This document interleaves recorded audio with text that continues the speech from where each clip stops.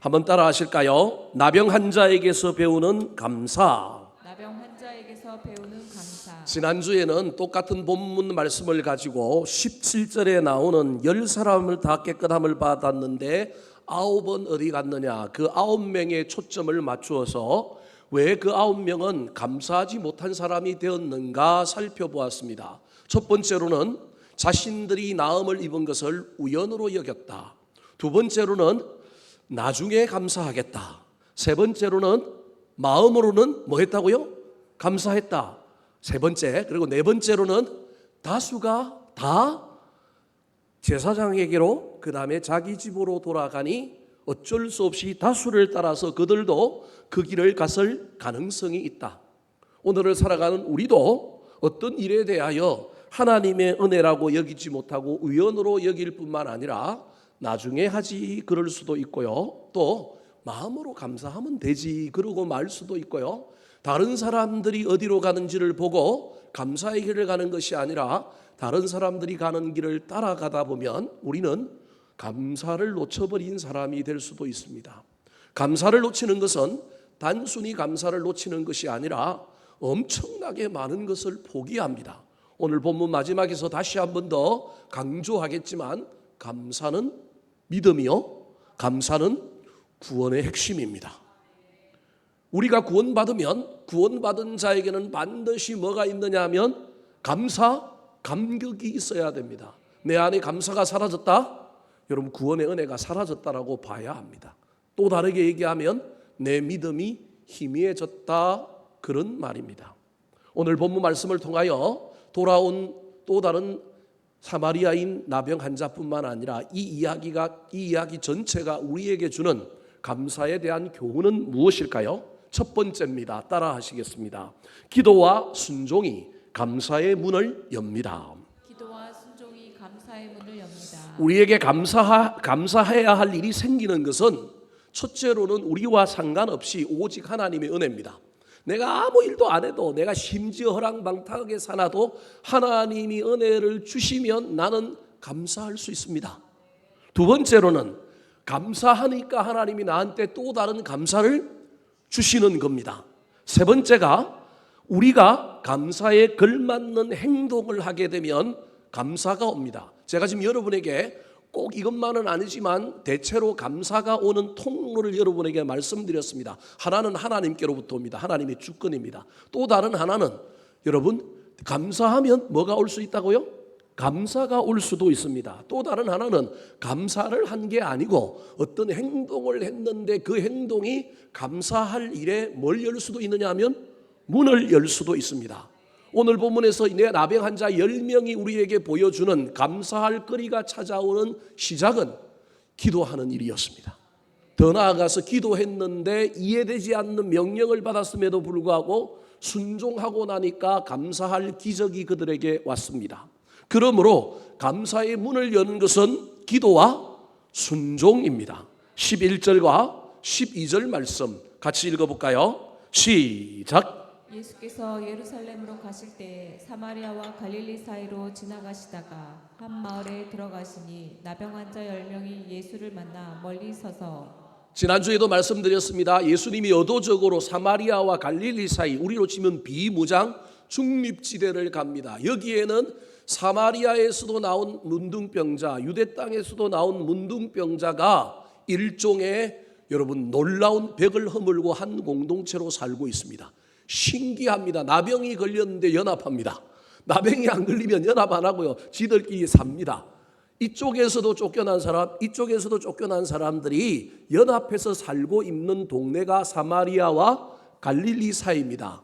우리로 치면 남북한의 비무장지대입니다. 아무도 안 가려고 하는 그곳을 사마리아인들은 사마리아 땅으로 지나가고 유대인들은 유대 땅으로 지나가는데 우리 예수님만이 유일하게 이 가운데 땅을, 비무장지대를 지나가십니다. 이유는 간단합니다. 이 사람들을 뭐 하려고요? 만나려고 갑니다. 그런데 우리 주님 만나러 가지만 이 사람들은 일정한 거리를 유지합니다. 만나러 왔으면 만나면 되는데 12절에 보니까 어떻게 서 있어요? 멀리 서 있습니다. 이 멀리 섰다라고 하는 말은 돌 한 번 던질 만한 거리다.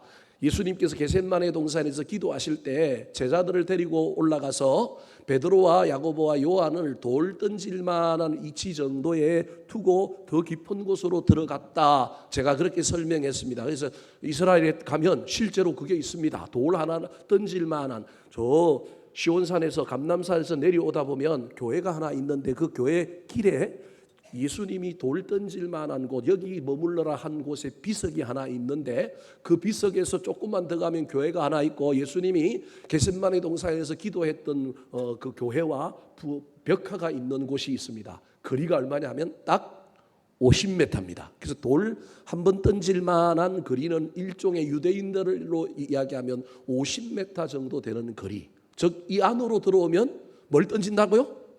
돌 던져서 맞는다. 이 안으로만 안 들어오면 그래도 뭐 할 수 있느냐 하면 문둥병자라도 대화할 수 있다라고 하는 것이 그 당시에 간섭이었던 모양입니다. 그래서 그들이 예수님을 보고 싶은데 자신들이 문둥병에 걸려서 접근은 할 수 없으니 멀리 서서 여러분 주님을 보고 있습니다. 여러분 멀리 있어도 뭐 하면 된다고요?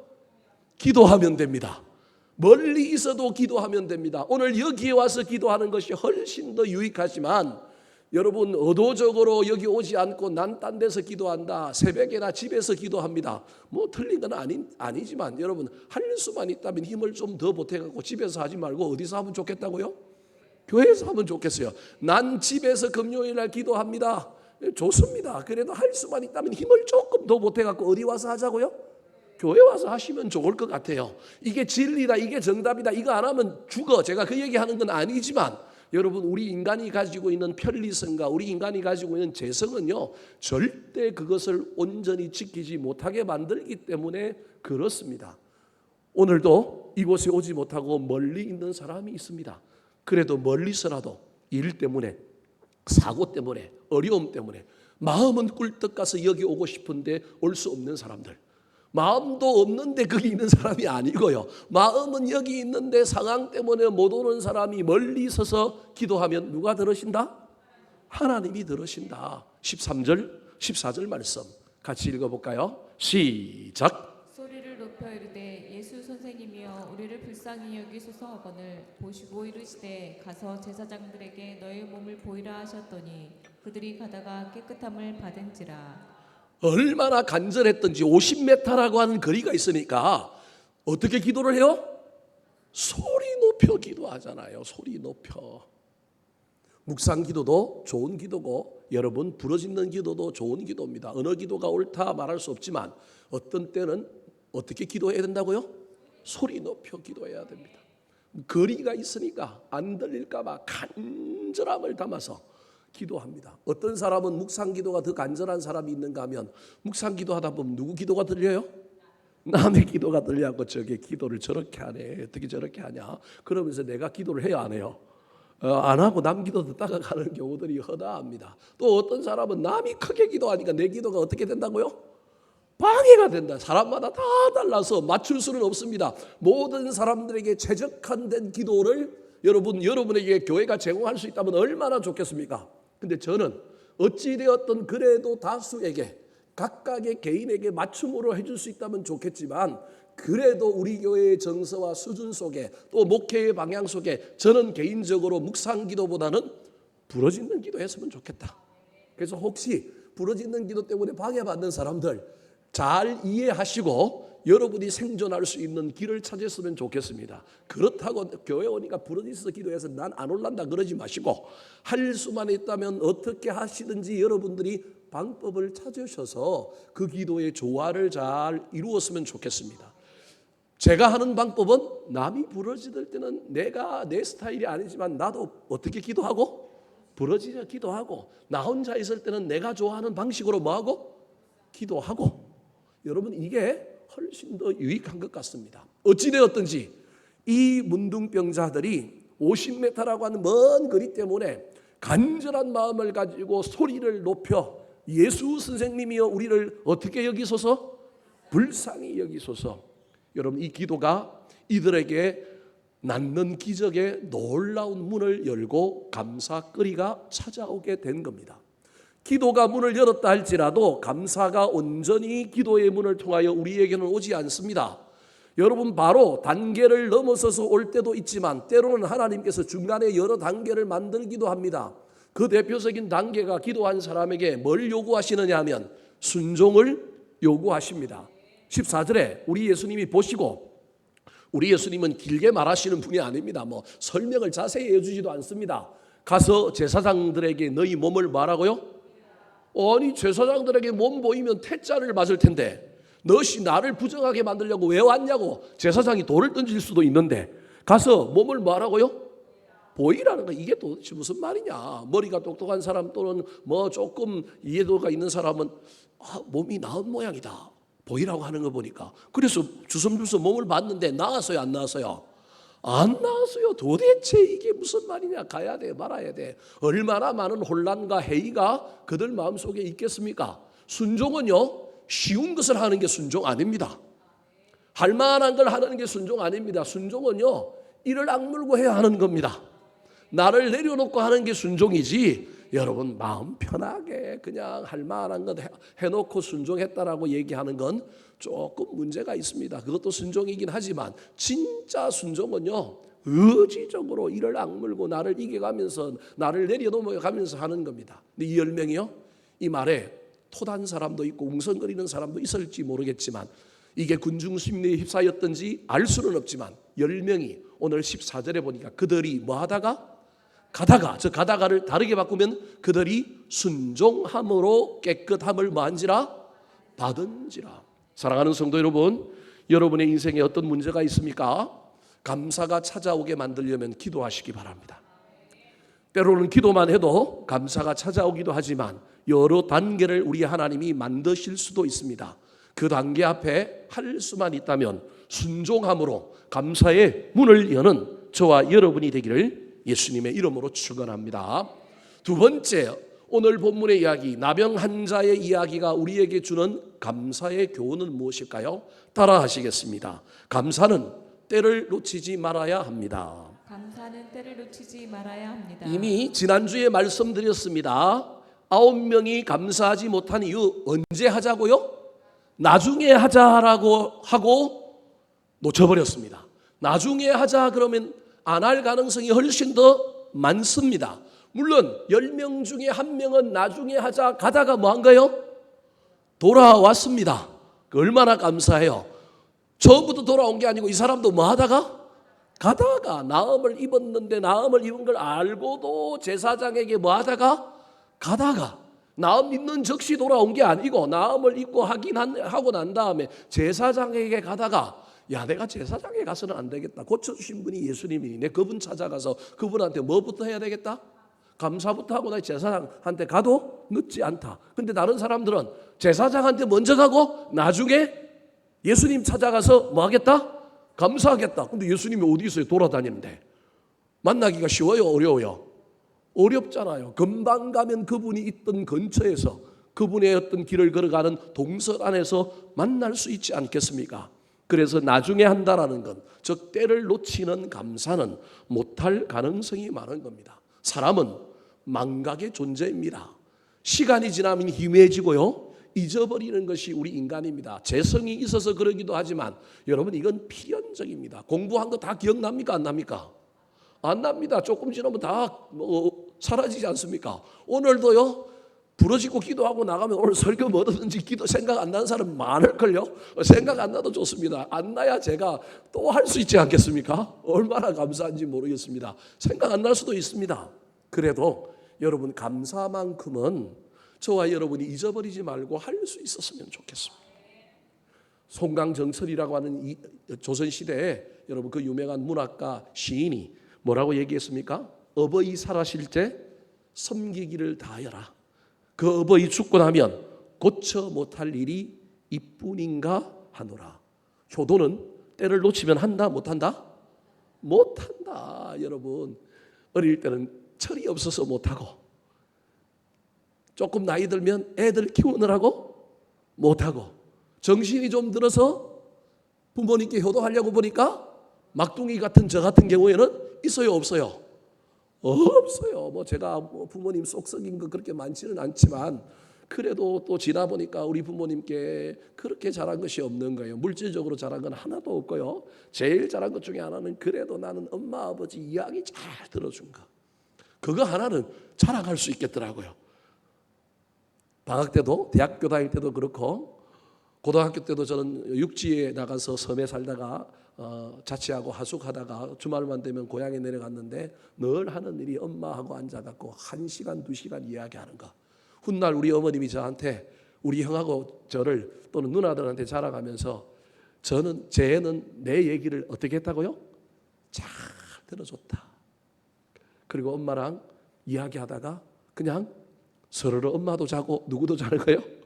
나도 자고 저는 더 많이 자고 일어나 보면 이불이 제 몸 위에 덮여져 있고 뭐 그런 걸 경험하면서 그거 하나만큼은 잘했다. 이거 뭐 제가 자랑하는 게 아니라 엄마가 한 이야기고 누나들이 저한테 전해준 이야기이기 때문에 내가 잘한 일은 그거밖에 없구나. 그래도 시골 내려가서 엄마 만나면 짐도 풀기 전에 앉아갖고 엄마 뭐 무슨 일이 있었어요? 동네 이야기를 한 2시간 정도 다 들어요.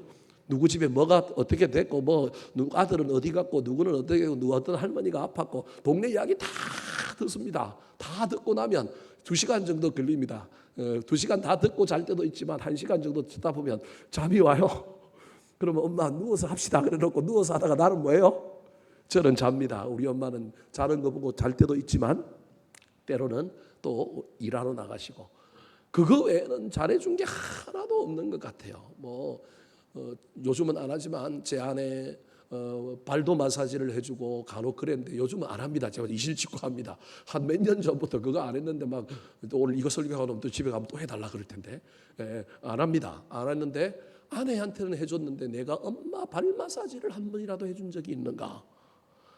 막 이런 걸 해보니까 생각이 나더라고요. 아내 발 마사지 해주면서 내가 아내한테는 이렇게 발도 마사지를 해주고 이랬는데 내가 이래 본 적이 없는 거예요. 하나도 없는 거예요.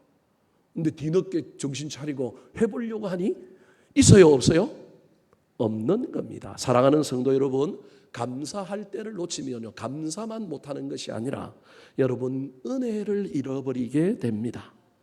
뿐만 아니라 하나님께 영광 돌릴 기회도 잃어버립니다. 감사하다 보면 그 일 때문에 감사하지만 감사하다 보면 필연적으로 이 감사가 누구로부터 왔는지 어디와 연결되어 있는지 깨닫게 해주는 것이 감사의 신비입니다.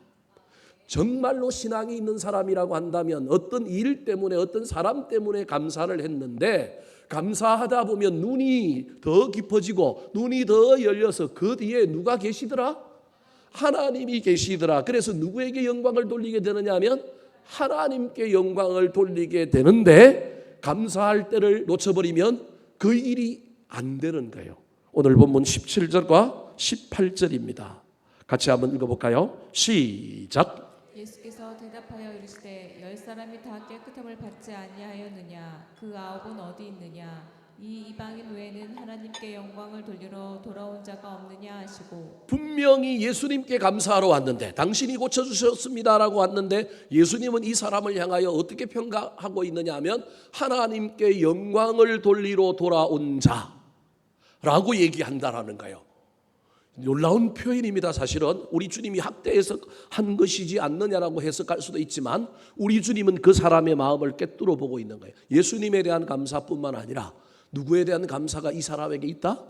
하나님께 대한 감사, 하나님께 영광 돌리려고 하는 마음이 있다라고 꿰뚫어 보고 있는 겁니다. 사랑하는 성도 여러분, 어떤 일 때문에 감사하고 어떤 사람 때문에 감사하다가 우리의 감사의 지경이 넓어져서 하나님께 영광을 돌렸으면 좋겠습니다. 그러려면 때를 놓치면 안 됩니다. 때를 놓치면 사람에게도 감사하지 못할 뿐만 아니라 하나님께 영광 돌릴 기회도 놓쳐버릴 뿐만 아니라 서두에도 말씀드린 것처럼 감사의 때를 놓치면 감사가 또 다른 감사를 불러오는데 그 복을 받을 기회를 놓친다고 하는 사실을 잘 기억하여 여러분 할 수만 있다면 감사의 때를 놓치지 말았으면 좋겠습니다.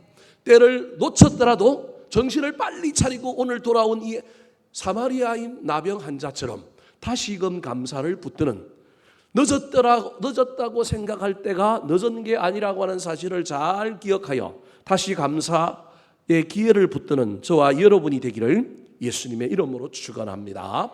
마지막입니다. 오늘 나병 환자가 감사하는 이 이야기 속에서 우리에게 주는 교훈은 무엇일까요? 따라 하시겠습니다. 믿음을 증명하는 축복의 통로입니다. 믿음을 증명하는 축복의 통로입니다. 감사는 우리의 믿음을 증명할 뿐만 아니라 감사는 또 다른 감사를 부르는 축복의 통로다, 그런 말입니다. 19절 말씀, 때를 놓치지 않고 놓쳤다가도 회복하여 다시 돌아온 이 나병 환자 10명 중에 한 명에게 우리 주님이 하신 말씀에 이 중요한 이야기가 들어 있습니다. 같이 한번 읽어볼까요? 시작. 그에게 이르시되 일어나 가라, 내 믿음이 너를 구원하였느니라 하시더라. 그에게 이르시되 일어나 가라, 내 믿음이 너를 뭐하였느니라. 여러분, 이 나병 환자, 사마리아인 나병 환자는 감사하러 왔는데 하나님이 감사받고 오케이 땡큐 그래 이렇게 말하지 않고, 여러분, 감사하는 이 사람에게 두 가지 단어를 쓰고 있는데 하나는 믿음, 하나는 구원이라고 하는 말을 씁니다. 내 믿음이 너를 구원했다. 다르게 얘기하면 믿음을 감사로 바꾸면, 이 사람이 지금 감사로 왔잖아요. 근데 감사를 주님이 뭘로 보고 있다고요? 믿음으로 보고 있다니까요. 감사가 뭐라고요? 믿음이다. 오늘 본문에서 저와 여러분이 이걸 발견할 수 있어야 합니다. 우리는요, 믿음을 우리 나름대로 정의하지만 오늘 본문에서 우리 예수님은 감사가 뭐라고요?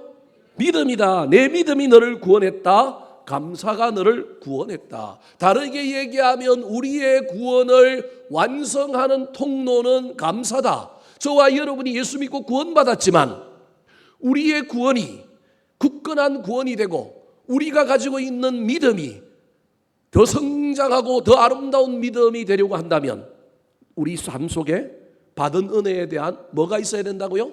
감사가 있어야 된다. 그래서 이 사람은요, 질병을 고치고 감사하러 왔는데 질병만 고침을 받은 게 아니라 또 다른 복을 받았습니다. 신앙의 복을 받은 거예요. 질병만 고침을 받은 게 아니고 네 믿음이 너를 뭐 하였다고요? 천국 갔다, 그런 말입니다. 너 천국 갈 자격이 있다, 그 말입니다.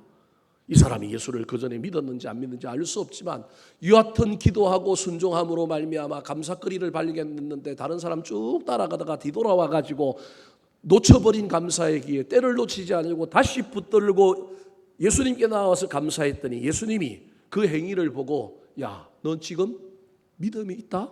감사가 믿음이다? 너의 감사가 너를 뭐하였다? 구원하였다. 너는 질병만 고친 사람이 아니라 구원의 복을 받았다. 사랑하는 성도 여러분, 분명히 감사가 믿음입니다. 감사는 하나님이 가장 기뻐하는 것입니다. 여러분이 얼마나 감사하고 있느냐가 여러분이 얼마나 은혜를 누리고 있느냐, 그리고 얼마나 앞으로 은혜를 누릴 것인가를 결정합니다. 저와 여러분이 느끼는 감사의 온도가 우리에게 임한 하나님의 은혜의 온도입니다.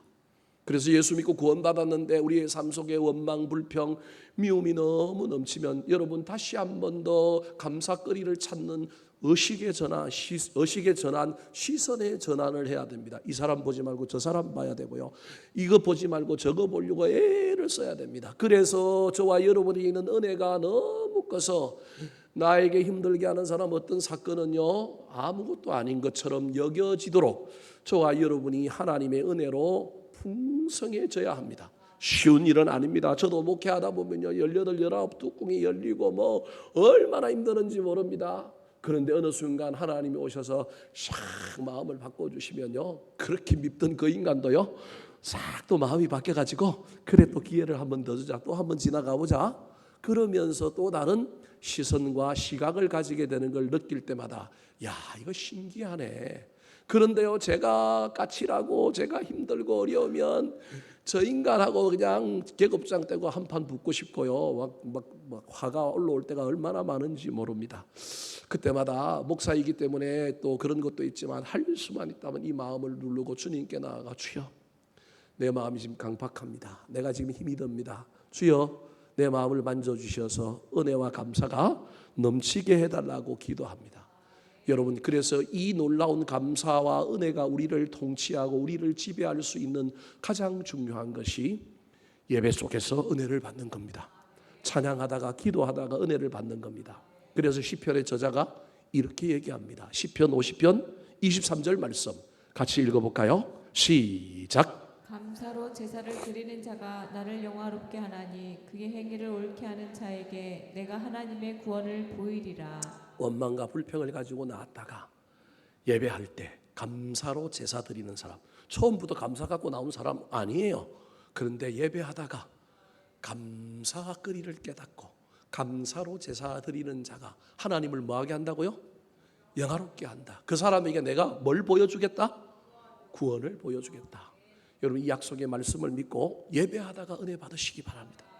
우리의 성정과 우리의 내면과 나의 개팍한 성질과 내 마음으로는 여러분 안 됩니다. 용납이 안 되고요. 이게 이해가 안 될 때가 얼마나 많은지 모릅니다. 그런데요, 하나님이 어느 날 오셔서 나한테 놀라운 은혜를 주셔서 내 마음속에 감사가 생기면요, 완벽하게 용서는 안 돼. 그런 사람도 간혹 있긴 한데 저는 잘 안 되더라고요. 완벽하게 용서는 안 돼. 이 뒤끝이 있어갖고 한쪽 끝에 여기 뒤로 좀 몰아내기를 해놨는데 이게 좀 완전히 좀 사라지면 좋겠는데 아직 저도 그 경지가 아니라서 여러분에게 죄송합니다. 목사가 이 경지가 됐다고 여러분에게 도전을 줘야 되는데, 왜냐하면 제가 이렇게 얘기하면 또 여러분들은 이렇게 살 거 아니에요. 여러분은 저를 뛰어넘어야 됩니다. 제가 너무 솔직해하고 문제인데 저도 때로는 이게 안 돼갖고 요 한쪽 구석에 몰아놓고 있을 때가 참 많습니다. 할 수만 있다면 몰아내셔서 다시 한번 감사를 붙들고 사는 저와 여러분이 되었으면 좋겠습니다. 말씀을 마치려고 합니다. 오늘날 우리 주변에 문둥병, 나병은 거의 사라졌습니다. 더 이상 나병은 불치병이 아닙니다. 하지만 나병보다 더 큰 질병이 있는데 그것이 바로 영적 나병입니다. 잘 기억하셔서 이 영적 나병, 무엇이 영적 나병인지 사람마다 다 다를 수 있습니다. 교만이 영적 나병일 수도 있습니다. 그 안에 넣어야 될 것들이 얼마나 많이 있는지 모릅니다. 이 나병 고쳤으면 좋겠고요. 저와 여러분의 인생 앞에 이 영적인 나병들이 고쳐질 때마다 저와 여러분이 감사 붙드는 자들이 되었으면 좋겠습니다. 감사함으로 더 큰 복을 받고 감사함으로 하나님께 영광 돌리는 저와 여러분이 되기를 예수님의 이름으로 축원합니다. 한번 따라 하실까요? 나병 환자에게서 배우는 감사. 기도와 순종이 감사의 문을 엽니다. 감사는 때를 놓치지 말아야 합니다. 믿음을 증명하는 축복의 통로입니다.